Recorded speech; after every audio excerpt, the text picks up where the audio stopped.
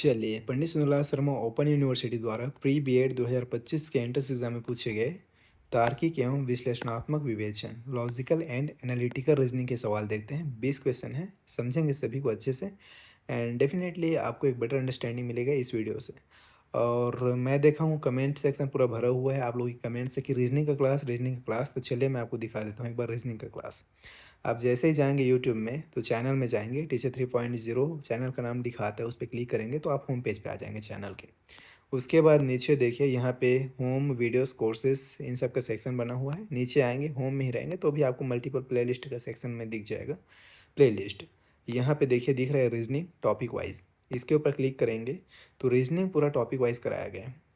Topic 1 से लेकर topic 16 तक आपको रीजनिंग के क्लासेस कराए गए हैं, एकदम अच्छे समझाया गया है। उसके अलावा जो प्रीवियस ईयर क्वेश्चन है देखिए, ये रीजनिंग 2024 में आए प्री डीएलएड के सवाल हैं जो कि पूछा गया था पंडित सुंदरलाल शर्मा ओपन यूनिवर्सिटी द्वारा।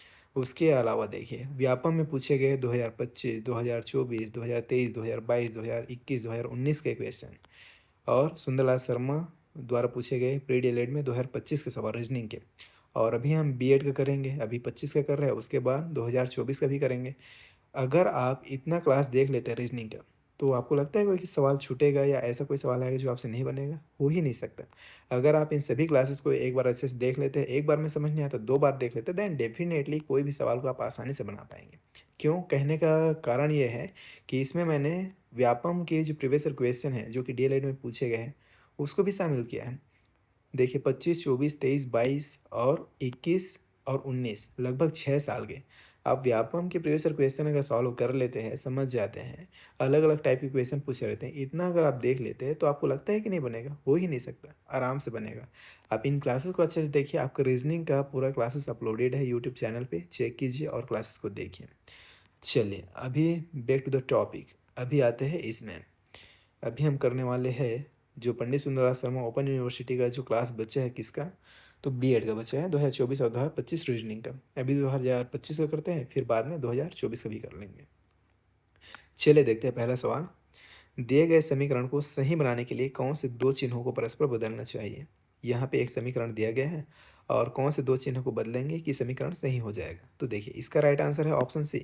आपको डिवीज़न और एडिशन के चिन्ह को बदलना है, फिर आंसर आ जाएगा। चलिए बदल के देखते हैं और समीकरण को फिर से लिखते हैं। तो नया समीकरण क्या बनेगा? हमें क्या बदलना है? भाग और धन का चिन्ह बदलना है। तो जहाँ पे प्लस है यहाँ पे क्या आ जाएगा?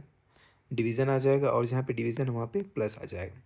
नया समीकरण क्या बनेगा उसको पहले लिख लेते हैं। ये हो जाएगा 20 और भाग फिर 5 मल्टीप्लाई 3 है और ये हो जाएगा प्लस 3 हो जाएगा -1 इक्वल टू क्या है? तो इधर है 14। आगे सॉल्व करते हैं। कौन सा नियम अप्लाई करेंगे? तो बोर्ड मास का नियम अप्लाई करेंगे और बोर्ड मास से इसको सॉल्व करते हैं। तो पहले हम क्या करेंगे? तो यहाँ पे देखिए डिवीज़न, मल्टीप्लिकेशन, एडिशन, सब्ट्रैक्शन 4 चिन्ह यूज़ हुए हैं तो उसी को करते हैं। पहले हम डिवाइड करेंगे। डिवाइड करेंगे तो यहाँ डिवाइड होगा 5 6 कम और 5 चौं 20। तो क्या आ जाएगा यहाँ पे 4। नया समीकरण क्या बना? 4 मल्टीप्लाई 3 उसके बाद +3 -1 इक्वल टू 14 है इधर। उसके बाद मल्टीप्लाई करेंगे तो मल्टीप्लाई करने के लिए आपको यहाँ ही पे करना है। 4 तिया 12 हो जाएगा, नया समीकरण बनेगा। फिर 3 -1 इक्वल टू 14। अब ऐड करेंगे तो क्या हो जाएगा? 12 3 15 हो जाएगा, -1 इक्वल टू 14। माइनस करेंगे तो क्या हो जाएगा? 14 हो जाएगा इधर भी और इधर तो 14 है ही। समीकरण संतुलित हो गया, यही आपको करना था। तो राइट आंसर क्या हो जाएगा? इसमें सी हो जाएगा। इस तरीके से सॉल्व करना है ऐसे सवाल को। चलिए अगला क्वेश्चन देखते हैं। मोहन और सोहन की वर्तमान आयु का अनुपात 4:6 है और उनकी आयु के बीच का अंतर 12 वर्ष है। सोहन की वर्तमान आयु वर्षों में क्या है? तो यहाँ पे देखिए मोहन और सोहन, तो ये पहला वाला जो 4 है ये मोहन का है और 6 सोहन का अनुपात है, ठीक है। तो क्या दिया है सवाल में उसी को लिख लेते हैं पहले। सवाल दिया है कि इनका अनुपात क्या है? 4:6 है, ठीक है। 4:6 है। तो अब हम क्या देखते हैं? इनके बीच का डिफरेंस देखते हैं। डिफरेंस देखेंगे तो डिफरेंस कितना क्या है? तो यहाँ पे देखिए मैं लिख देता हूँ एक बार डिफरेंस, आपको समझ आएगा। डिफरेंस कितना है? 2 है। 6 और 4 के बीच डिफरेंस कितना है? 2 है। और ये डिफरेंस कितने वर्ष के बराबर है? 12 वर्ष के बराबर है। जो डिफरेंस 2 है अनुपात में वो 12 वर्ष के बराबर है, 12 ईयर के बराबर है। बस आपका आंसर आ गया। जब 2 12 के बराबर है तो 1 कितने के बराबर होगा? 1 होगा 6 के बराबर, 6 ईयर के बराबर। और यहाँ पे मोहन का अनुपात 4 दिया गया है, सोहन का अनुपात 6 दिया गया है और सवाल में सोहन का पूछा गया है। मतलब आपको इस 6 का बताना है। तो 1 बराबर 6 वर्ष है, तो आपको 6 बताना है, तो 6 का इसमें मल्टीप्लाई हो जाएगा। क्या हो जाएगा? 6 छक्के 36, 36 ईयर। राइट आंसर क्या हो जाएगा? Option C, very easy. चलिए अगला सवाल देखते हैं, जो कि ये रहा। निम्नलिखित में से कौन सा वेन आरेख क्लर्कों, सरकारी कर्मचारियों, शिक्षित व्यक्तियों के मध्य संबंधों को अच्छे ढंग से दर्शाता है? क्लर्क, सरकारी कर्मचारी, शिक्षित व्यक्ति। तो यहाँ पे ऑप्शन सी सही हो जाएगा। क्यों? आप इसमें से एक को क्या मान लीजिए? क्लर्क मान लीजिए, एक को आप सरकारी कर्मचारी मान लीजिए, एक को आप शिक्षित व्यक्ति मान लीजिए। ये तीनों क्या है? एक दूसरे को ओवरलैप करेंगे। क्यों? क्योंकि क्लर्क सरकारी कर्मचारी हो सकता है, शिक्षित व्यक्ति हो सकता है, शिक्षित व्यक्ति क्लर्क हो सकता है, सरकारी कर्मचारी हो सकते हैं, सरकारी कर्मचारी शिक्षित व्यक्ति हो सकता है और क्लर्क भी हो सकते हैं। तो ऑप्शन सी इस क्वेश्चन का राइट आंसर हो जाएगा। क्लियर है? चलिए आगे बढ़ते हैं और देखते हैं अगला सवाल, और इसे फिर समझते हैं, जो कि बेहद आसान है। इसमें आपको क्या करना है? तो इसमें आपको पाइथागोरस थ्योरम लगाना है। कैसे लगेगा उसको समझते हैं। किशनकांत उत्तर की ओर 10 किलोमीटर चलता है। चलिए फिर किशनकांत को उत्तर की ओर 10 किलोमीटर पहले चलाते हैं। यहाँ से इस सेंटर पॉइंट से इसको चलाना प्रारंभ करते हैं। यहाँ से ये चला कहाँ? इधर चला। कितना चला? तो ये चला लगभग 10 किलोमीटर। लिख लेते हैं कितना चलता है। तो ये चलता है 10 किलोमीटर। ठीक है। वहाँ से वहाँ दक्षिण की ओर 6 किलोमीटर चलता है। अब यहीं से इस बिंदु से, कहाँ से? तो यहाँ से इस टॉप से वो कहाँ चलता है? 6 किलोमीटर नीचे की तरफ आता है। तो लगभग इतना में आएगा, है ना? कहाँ आया? तो 6 किलोमीटर ये इधर आया। इसको भी लिख लेते हैं यहाँ पे। कितना आया वापस? 6 किलोमीटर। उसके बाद आगे बोल रहा है फिर वह पूर्व की ओर 3 किलोमीटर चलता है। किधर चलता है? पूर्व की ओर 3 किलोमीटर। अब पूर्व किधर है? तो पूर्व है इधर। यहाँ से ये लगभग चलता है 3 किलोमीटर इधर। चलिए इसको भी थोड़ा सा मोटा लकीर खींचते हैं। 3 किलोमीटर इधर चलता है। कितना चला? तो इधर चला ये 3 किलोमीटर। क्लियर है? इतना समझ में आया आपको? आगे समझते हैं फिर। वह अपने प्रारंभिक बिंदु से कितनी दूरी और किस दिशा में है ये आपको बताना है। मतलब चलिए इसको जूम कर लेते हैं। प्रारंभिक बिंदु इसका क्या था? तो प्रारंभिक बिंदु था इसका ये। प्रारंभिक बिंदु क्या था? तो वो प्रारंभिक बिंदु था यहाँ पे। यहाँ से वो कितना दूर है और किस दिशा में है ये आपको बताना है। तो देख के ही समझ में आ रहा है वो यहाँ से इस दिशा में है। क्लियर है? और कितना दूर है यहाँ के बीच का हमें डिस्टेंस निकालना है। तो एक चीज़ समझिए, जब वो उत्तर की तरफ 10 किलोमीटर चला है, मतलब ये लाल वाला लकीर पूरा 10 किलोमीटर है, फिर 6 किलोमीटर वापस आया, तो ये जो डिस्टेंस है यहाँ का वो कितना बचा? यहाँ का बचा 10 में 6 माइनस कर दीजिए, कितना बचा? 4 किलोमीटर बचा। क्लियर है? और ये वाला डिस्टेंस कितना है? 3 किलोमीटर है। आप देख सकते हैं यहाँ पे। अब हमें ये ज्ञात करना है। तो अब आप देखिए, अगर आप देखेंगे एक को आधार मान लीजिए, एक को लंब मान लीजिए, तो ये क्या है? ये क्या है? कर्ण है। तो पाइथागोरस थ्योरम लगेगा यहाँ पे। पाइथागोरस थ्योरम क्या कहता है? कर्ण का स्क्वायर, कर्ण का स्क्वायर बराबर क्या होगा? आधार का स्क्वायर प्लस लंब का स्क्वायर। यही होता है ना? यही होता है। तो चलिए हम मार रखते हैं। हमें क्या निकालना है? कर्ण का स्क्वायर निकालना है। तो कर्ण का स्क्वायर को लिखते हैं ज्यों का त्यों, और उसके बाद इधर जो मान दिया उसको लिख लेते हैं। क्या है? 1 है इधर, 4 का स्क्वायर हो जाएगा प्लस 3 का स्क्वायर हो जाएगा। सॉल्व करेंगे तो ये आगे हो जाएगा 4 चौक 16 और ये हो जाएगा 3 तिया 9। ठीक है। ऐड करेंगे तो क्या हो जाएगा? 16 और 9 ये हो जाएगा 25। इधर क्या है? कर्ण का स्क्वायर है इधर। ठीक है, कर्ण का स्क्वायर है। इधर स्क्वायर को हटाएंगे तो ये क्या हो जाएगा? कर्ण बराबर हो जाएगा ये √25। √25 को क्या लिख सकते हैं? 5 का स्क्वायर अंदर में लिख सकते हैं। ये रूट से स्क्वायर कट जाएगा तो बचा क्या? कर्ण बराबर बचा यहाँ पे 5 बचा। ठीक है, मतलब 5 किलोमीटर। डिस्टेंस कितना आया? तो 5 किलोमीटर आया। क्लियर है? इतना समझ में आ रहा है ना आपको? डिस्टेंस आया यहाँ पे 5 किलोमीटर। अब उसके बाद ये डायरेक्शन कौन सा है? तो डायरेक्शन को समझने के लिए चलिए यहाँ पे एक छोटा सा आरेख खींचते हैं। ये है आपका डायरेक्शन। तो ये होता है नॉर्थ, ये होता है साउथ। चलिए लिख देता हूँ, ये नॉर्थ हो गया, साउथ हो गया। इधर होता है ईस्ट और इधर क्या होता है, वेस्ट होता है। अब सेंटर, यहाँ से अगर इसको सेंटर मानेंगे और ये दिशा देखिए ऐसा है ना। तो यहाँ से इस दिशा में बढ़ रहा है, तो ये दिशा क्या होता है, ये दिशा होता है नॉर्थ ईस्ट। क्या होता है, नॉर्थ ईस्ट। और डिस्टेंस कितना है, 5 किलोमीटर, तो यहाँ पे आ जाएगा 5 kilometre. North east 5 kilometre right answer हो जाएगा। चलिए ऑप्शन में देखते हैं, नॉर्थ ईस्ट 5 किलोमीटर किस में दिख रहा है, तो ऑप्शन बी में है। देखिए 5 किलोमीटर नॉर्थ ईस्ट। हिंदी में दिया है 5 किलोमीटर उत्तर पूर्व में। ऑप्शन बी इस क्वेश्चन का राइट आंसर हो जाएगा। क्लियर है। चलिए आगे बढ़ते हैं और देखते हैं अगला सवाल, जो कि गणितीय संक्रिया से है। यदि भाग का अर्थ धन, गुणा का अर्थ भाग और धन का अर्थ ऋण, ऋण का अर्थ गुणा है, तो निम्नलिखित व्यंजक का मान ज्ञात कीजिए। मान क्या है ये पूछा गया आपको। तो पहले जिसका अर्थ जो दिया है उसको यहाँ पे चेंज कर लेते हैं सबसे पहले आसान तरीके से। तो यहाँ पे देखिए भाग, भाग का मतलब क्या है, धन। तो यहाँ पे भाग दिख रहा है 3 और 5 के बीच में, तो इसका मतलब क्या है, इसका मतलब है धन। और गुणा का अर्थ क्या है, भाग। तो यहाँ पे 12 और 3 के बीच में गुणा दिख रहा है, तो इसका मतलब है भाग। धन का अर्थ है ऋण। तो 4 और 12 के बीच में धन दिख रहा है, तो इसका मतलब है ऋण।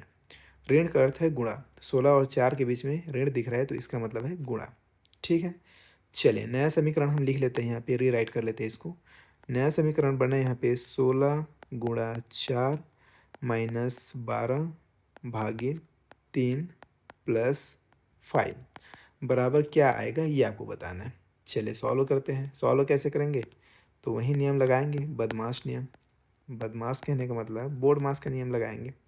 तो पहले क्या करेंगे, डिवीज़न करेंगे। तो डिवीज़न कहाँ पे हो रहा है, देखिए यहाँ पे हो रहा है। 3 एकम 3 चौक, कितने बार में डिवाइड हुआ, 4 बार में।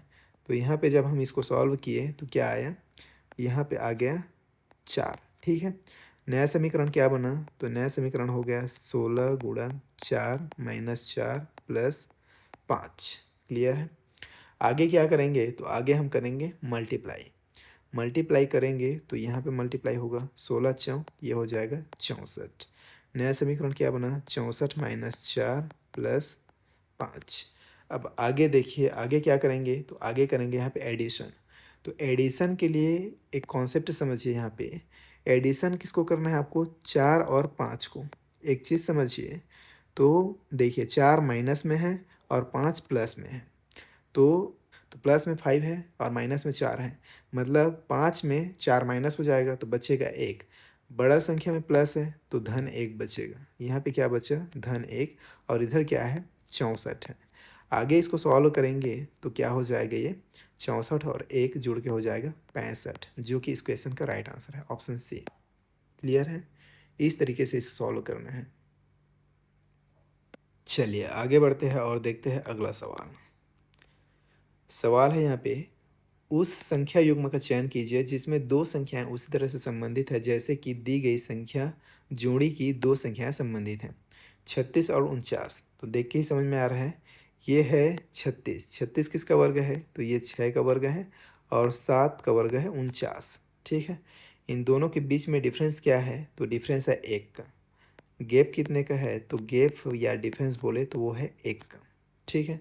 अब बाकी इधर देखते हैं, तो इधर क्या सिनेरियो बन रहा है, तो 25, ये 5 का वर्ग है, ये 8 का वर्ग है। डिफरेंस कितना है इसके बीच में, तो डिफरेंस मैं लिख देता हूँ, यहाँ पे गैप कितना है, 3 है। 16 4 का वर्ग है, 36 6 का वर्ग है। डिफरेंस कितना है, 2 का। 289 किसका वर्ग है, तो ये है 17 का वर्ग। 324 किसका वर्ग है, तो ये है 18 का वर्ग। करके देख सकते हैं, 17 × 17 करेंगे तो 289 आएगा, 18 × 18 करेंगे तो 324 आएगा। इनके बीच में डिफरेंस कितना है, गैप कितना है, तो 1 है। 256 किसका वर्ग है, तो ये है 16 का वर्ग। 256 16 का वर्ग है। 361 19 का वर्ग है। ठीक है। डिफरेंस कितना है, तो इनके बीच 3 का डिफरेंस है। सवाल में जो समीकरण दिया है उनके बीच गैप 1 का है। और यहाँ पे देखिए ऑप्शन सी में गैप 1 आ रहा है। इस क्वेश्चन का राइट आंसर क्या हो जाएगा, ऑप्शन सी। ऐसे सॉल्व करना था। सवाल है फिर देखिए अगला क्या बोल रहा है यहाँ पे, मछली जलयान चिड़िया क्वेश्चन मार्क। तो मछली को क्या बोला जा रहा है यहाँ पे? जलयान बोला जा रहा है। तो चिड़िया को क्या बोलेंगे? चिड़िया को बोलेंगे हवाई जहाज। क्यों? मछली जल में चलता है तो जलयान बोल दिए, चिड़िया आकाश में चलता है, आसमान में उड़ता है, तो हम क्या बोल देंगे उसको? हवाई जहाज बोल देंगे। ऑप्शन सी राइट आंसर हो जाएगा। यदि सड़कें नदियाँ हों तो चलने वाले होंगे मछलियाँ, मगरमच्छ, तैराक, नावें। क्या होंगे? तैराक होंगे। ऑप्शन सी सही हो जाएगा। अगला सवाल है फिर, निम्नलिखित समीकरण को हल कीजिए एवं सही उत्तर को चिन्हित कीजिए। यहाँ पे एक इक्वेशन दिया गया है, इसे आपको क्या करना है? सॉल्व करना है। ये भी कोई कठिन क्वेश्चन नहीं है, इसे भी आप सॉल्व कर सकते हैं बेहद आसानी से। कैसे सॉल्व करेंगे? तो देखिए यहाँ पे ध्यान देंगे आप तो दो साइड दिया गया है। एक साइड तो ये हो गया यहाँ से लेकर इतना तक, ठीक है।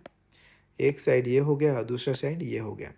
तो पहले हम ले लेते हैं बायां भाग, पहले हम ले लेते हैं लेफ्ट साइड को, ठीक है। पहले हमने ले लिया लेफ्ट साइड और इसे सॉल्व करते हैं।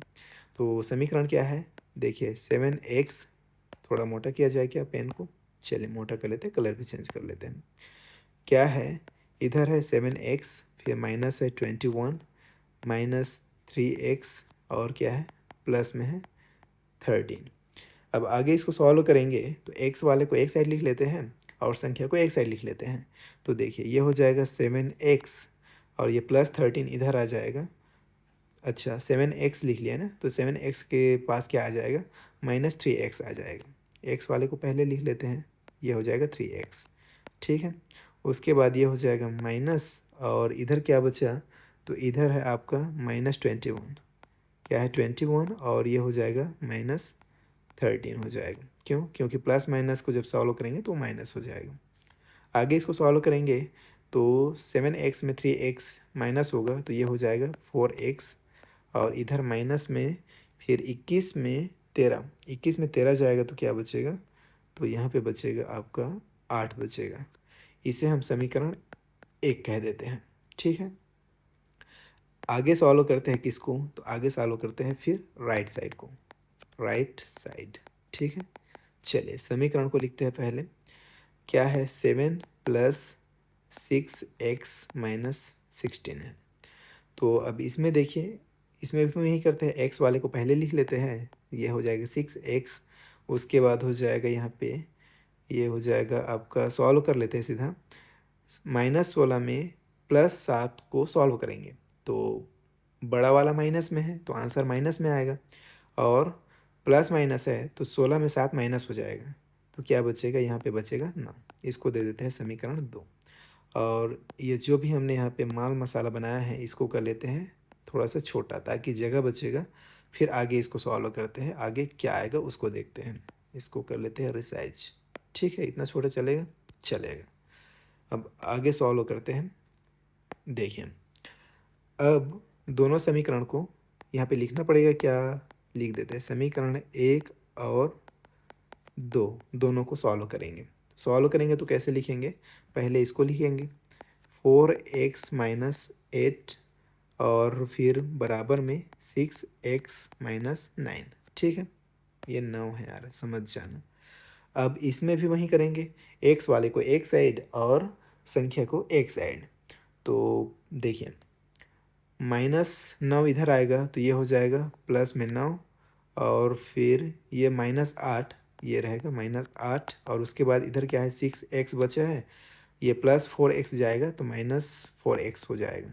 आगे सॉल्व करेंगे तो 9 में 8 जाएगा तो इधर 1 बचेगा, और 6x में 4x को सॉल्व करेंगे, घटेगा तो क्या बचेगा? 2x बचेगा। अब x बराबर क्या आएगा? 2 इधर आ जाएगा तो ये हो जाएगा 1/2 बराबर x, मतलब x बराबर क्या आया? 1/2। तो इस क्वेश्चन का राइट आंसर क्या हो जाएगा? Option C 1/2। वेरी इजी, ऐसे सॉल्व करना था इसको। चलिए आगे बढ़ते हैं और देखते हैं अगला क्वेश्चन, जो कि अगेन थोड़ा लेंदी क्वेश्चन है, आसान है लेकिन। देखिए अगला सवाल है, 60 किलोमीटर प्रति घंटे की गति से चलने वाली एक रेलगाड़ी एक खंभे को 30 सेकंड में पार करती है। रेलगाड़ी की मीटर में लंबाई होगी, लंबाई मीटर में बताना है आपको। तो इसका एक शॉर्ट ट्रिक है। शॉर्ट ट्रिक क्या है? डिस्टेंस।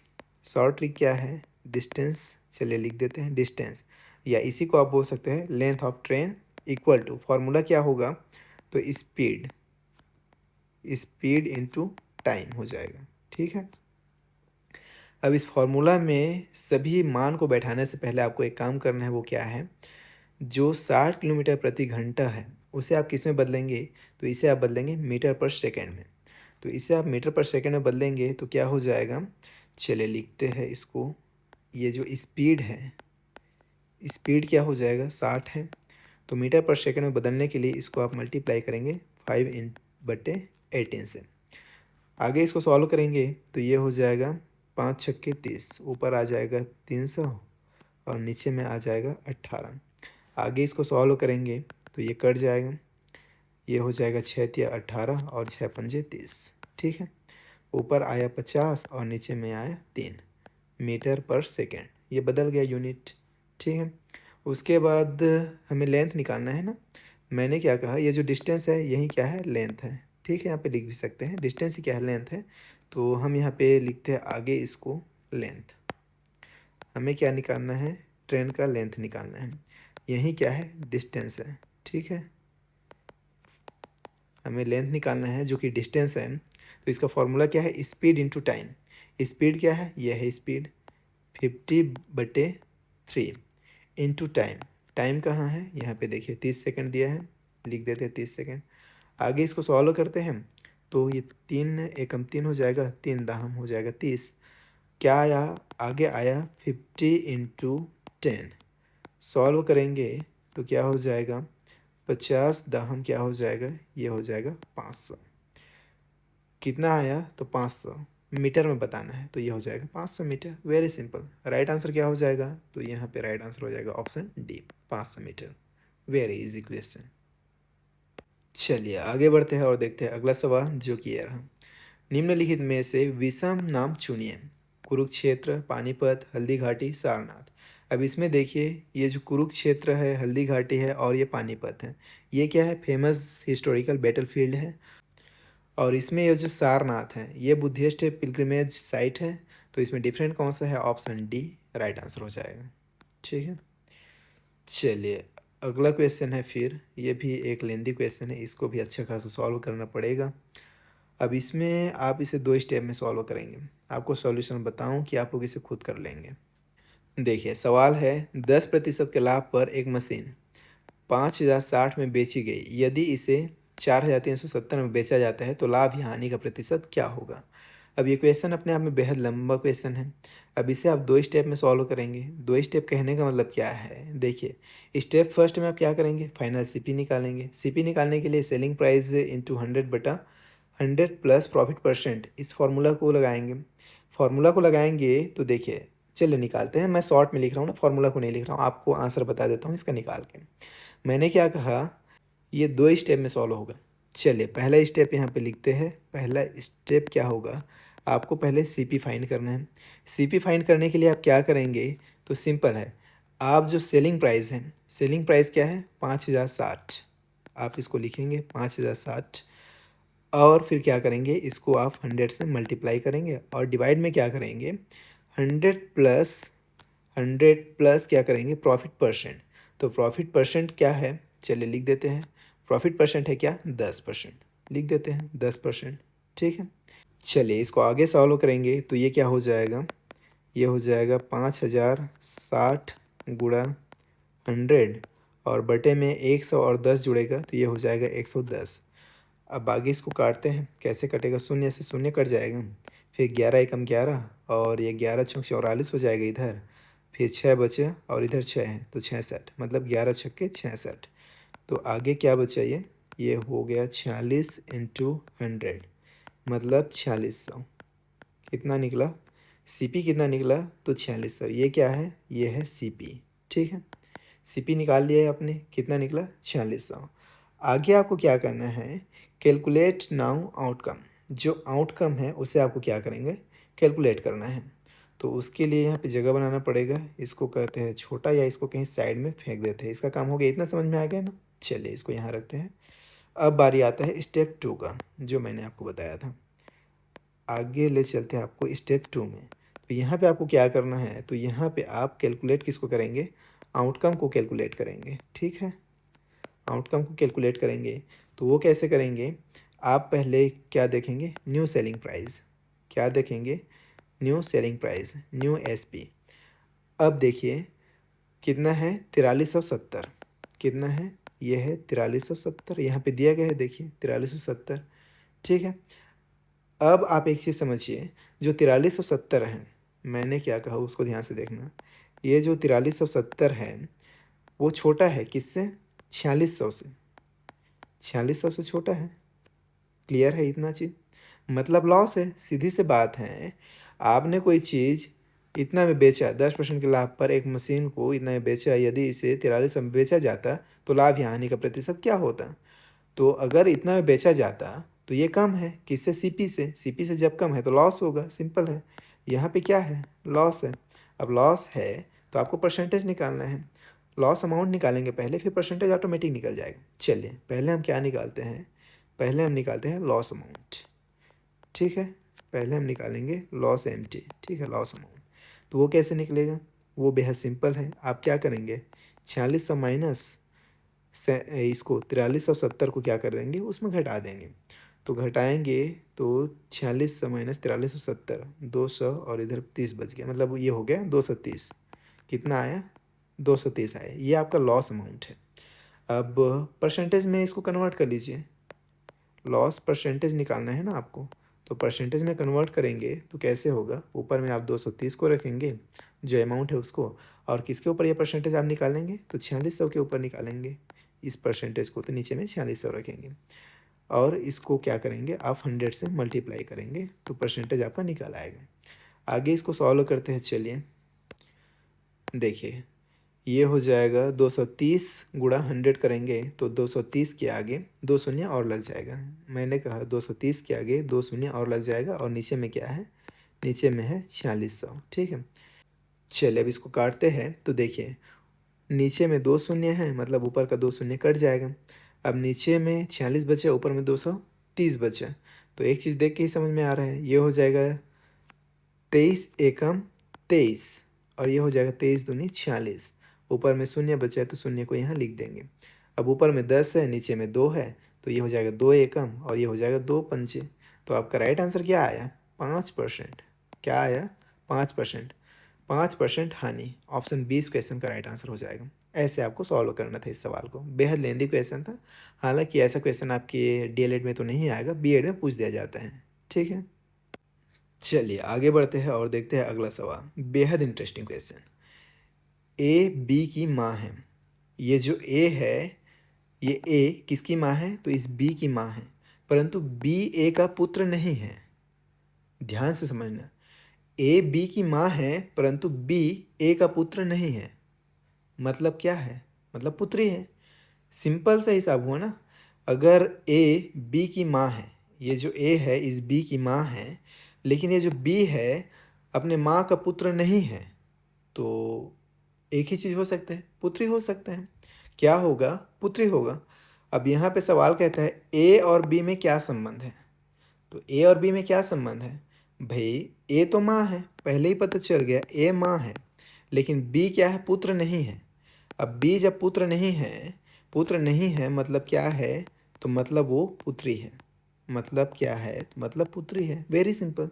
तो माँ और पुत्री का संबंध है। किसी ऑप्शन में दिख रहा है क्या, तो यस, माता और पुत्री ऑप्शन डी में दिख रहा है। तो इस क्वेश्चन का राइट आंसर हो जाएगा option D. Very easy question, पढ़ के ही बन जाता। चलिए, निम्नलिखित 4 शब्दों में से 3 एक निश्चित तरीके से समान है, एक भिन्न है। इस भिन्न शब्द को चुनिए। ओम, एम्पियर, वोल्ट, केल्विन।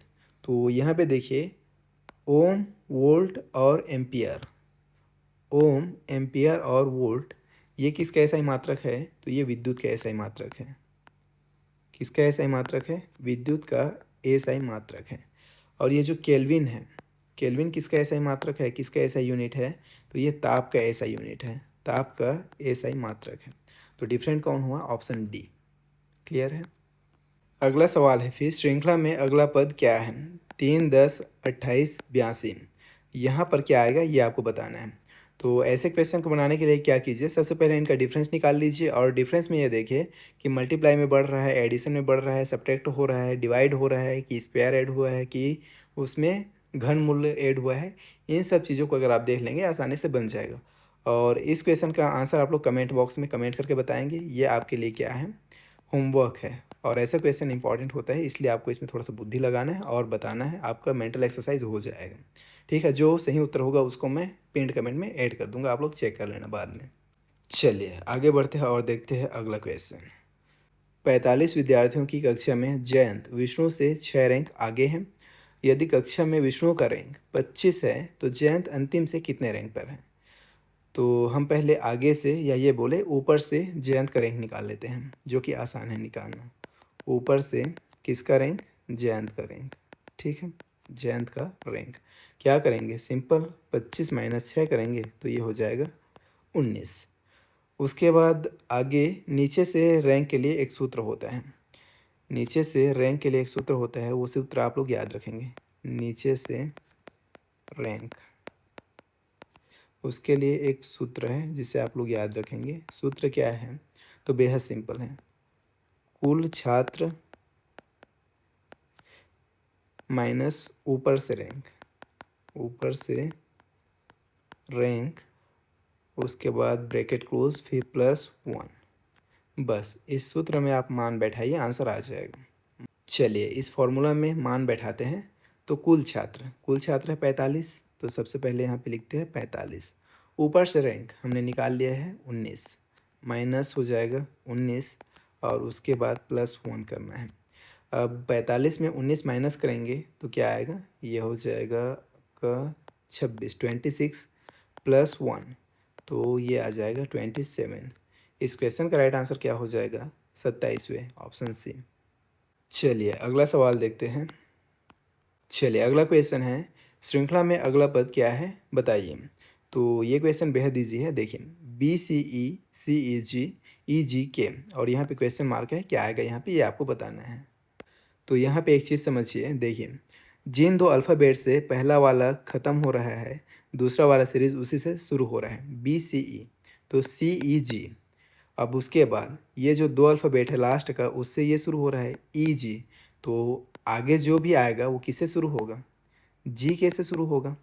आगे क्या आएगा, GK आ जाएगा। अब बस एक अल्फ़ाबेट यहाँ पे क्या आएगा ये आपको बताना है, क्यों, क्योंकि तीन तीन अल्फ़ाबेट का ग्रुप है, हमें थर्ड प्लेस पे बताना है ना। तो थर्ड प्लेस पे ध्यान दीजिए, ये जो ई है, ई कौन से प्लेस में आता है अल्फ़ाबेट, तो ये आता है 5वें प्लेस पे, जी आता है 7th प्लेस पे, के आता है 11th प्लेस पे। उसके बाद आगे क्या आएगा उससे आप लॉजिक लगाइए। लॉजिक कैसे लगाएंगे, तो देखिए 5 के बाद अगला प्राइम नंबर 7 है, 7 के बाद अगला प्राइम नंबर 11 है, 11 के बाद अगला प्राइम नंबर क्या है, तो वो है 13। ठीक है, तो 13वें प्लेस पे क्या आता है अल्फ़ाबेट में, तो वहाँ पे आता है एम। क्या आता है, एम। तो आपका ये सीरीज़ क्या बनेगा, GKM। राइट आंसर हो जाएगा ऑप्शन एम, GKM। इसमें कौन सा कॉन्सेप्ट यूज़ हुआ है, तो प्राइम नंबर का कॉन्सेप्ट यूज़ हुआ है। क्लियर है, प्राइम नंबर। चलिए आगे बढ़ते हैं और देखते हैं अगला सवाल, जो कि ये रहा, बेहद ईजी क्वेश्चन। क्या है, GIVE को कूट भाषा में 5 1 3 7 और BAT को 9 2 4 लिखते हैं, तो उसी भाषा में GATE को कैसे लिखेंगे। तो अब यहाँ पे एक चीज़ देखिए, इसमें 4 अल्फ़ाबेट है और यहाँ पे 4 ही नंबर हैं, इसमें 3 अल्फ़ाबेट है, यहाँ पे 3 ही नंबर हैं। तो जिस अल्फ़ाबेट के लिए जिस नंबर को असाइन किया गया है उसी नंबर को आप यहाँ गेट में ढूंढ के लिख देंगे, बेहद ईजी। क्यों, क्योंकि यहाँ पे नंबर को असाइन किया गया है। मैंने क्या कहा, देखिए यहाँ पे GIVE है, तो नंबर असाइन कैसे किया है, जी के लिए 5 लिखा है, आई के लिए 1 लिखा है, और वी के लिए 3 लिखा है, ई के लिए 7 लिखा है। ऐसे BAT लिखते हैं यहाँ पे, ये हो गया BAT। तो बी के लिए 9 और ए के लिए 2 और टी के लिए 4 असाइन किया है। अब यही सब अल्फ़ाबेट आपको इसमें भी दिख जाएगा, देखिए GATE क्या है, GAT और ई। तो जी के लिए यहाँ पे देखिए नंबर 5 है, तो यहाँ पे 5 आ जाएगा। ए के लिए यहाँ पे देखिए नंबर 2 है, तो यहाँ पे 2 आ जाएगा। उसके बाद टी के लिए यहाँ पे देखिए नंबर 4 है, तो यहाँ पे आ जाएगा 4। उसके बाद है ई, तो यहाँ पे ई के लिए देखिए क्या है, 7 है, तो आ जाएगा 7। नंबर क्या आया, 52 47। किसी ऑप्शन में आपको दिख रहा है कि 52 47, तो यस ऑप्शन सी में दिख रहा है, ऑप्शन सी इस क्वेश्चन का राइट आंसर है। बेहद इजी क्वेश्चन। चलिए अगला क्वेश्चन देखते हैं जो कि बेहद आसान है। नीचे एक पासे की 3 अलग अलग स्थितियां दर्शाई गई हैं। पासा एक ही है, उनकी 3 अलग अलग स्थितियां दर्शाई गई हैं। तो 2 के विपरीत संख्या ज्ञात कीजिए। 2 के अपोजिट, ये जो 2 है इसके अपोजिट कौन सी संख्या होगी ये आपको बताना है। तो ऐसा क्वेश्चन बेहद ईजी होता है और आसान होता है। आपको इन तीनों पासा की कंडीशन में से कोई 2 पासा ढूंढना है जिसमें कोई संख्या क्या है, सिमिलर है। तो यहाँ पे देखिए इसमें 6, चलिए कलर चेंज कर लेते हैं। इस वाले पासे में 6 और इस वाले पासे में 6, दोनों कॉमन है और बाकी फिर अनकॉमन है। तो यहाँ पे जो कॉमन नंबर है उससे आप क्लॉकवाइज लिखते चलिए। क्लॉकवाइज मतलब ऐसे, और यहाँ से ऐसे क्लॉकवाइज लिखेंगे ऊपर नीचे। तो पहले वाले को लिखते हैं। तो पहले वाले में देखिए क्या है, 6 है, फिर 2 है और 4 है। इस वाले में क्या है, 6 है, 6 के बाद 5 है और उसके बाद क्या है, 1 है। तो जो जिसके सामने आ रहा है वही क्या है, एक दूसरे के अपोजिट है। तो यहाँ पे देखिए 2 के अपोजिट 5 हो जाएगा, 4 के अपोजिट 1। हमें 2 के अपोजिट बताना है तो 2 के अपोजिट क्या हो जाएगा, 5। ऑप्शन सी इस क्वेश्चन का राइट आंसर हो जाएगा। ऐसा क्वेश्चन बेहद ईजी होता है। 4 के अपोजिट पूछा जाता है तो क्या हो जाता, 1 हो जाता है। चलिए आगे बढ़ते हैं और देखते हैं इस क्लास का लास्ट क्वेश्चन। द्रव्यमान किलोग्राम से उसी प्रकार संबंधित है जिस प्रकार बल संबंधित है सेकंड से, न्यूटन से, पास्कल से, जूल से। तो यहाँ पे एक चीज़ समझिए, जो द्रव्यमान है, या ये बोले कि द्रव्यमान का एसआई मात्रक क्या होता है, किलोग्राम होता है। द्रव्यमान का एसआई मात्रक क्या है, किलोग्राम है। किसका, ये एसआई मात्रक है किसका, द्रव्यमान का। तो बल किससे संबंधित है, सेकंड से, न्यूटन से, पास्कल से, जूल से। देखिए बल का एसआई यूनिट क्या होता है, न्यूटन होता है। बल का एसआई यूनिट, ठीक है, क्या होता है, न्यूटन होता है। ऑप्शन बी इस क्वेश्चन का राइट आंसर हो जाएगा। इस तरीके से आपको इन प्रश्नों को सॉल्व करना था। तो ये रहे आपके PSSOU प्री बी एड 2025 में पूछे गए रीजनिंग के 20 क्वेश्चन। एंड डेफिनेटली आपको सभी क्वेश्चन का सॉल्यूशन अच्छे से समझ में आया होगा। वीडियो पसंद है तो लाइक कर सकते हैं। आगे की क्लासेस के लिए चैनल को सब्सक्राइब करके जुड़ सकते हैं। और हाँ, जो भी क्लासेस अपलोडेड है प्लेलिस्ट चेक कीजिए और सभी क्लासेस को देखिए रीजनिंग का। देन डेफिनेटली आपका रीजनिंग में फुल स्कोर आएगा ही आएगा। हम आपसे मिलते हैं नेक्स्ट वीडियो में। Till then take care and bye.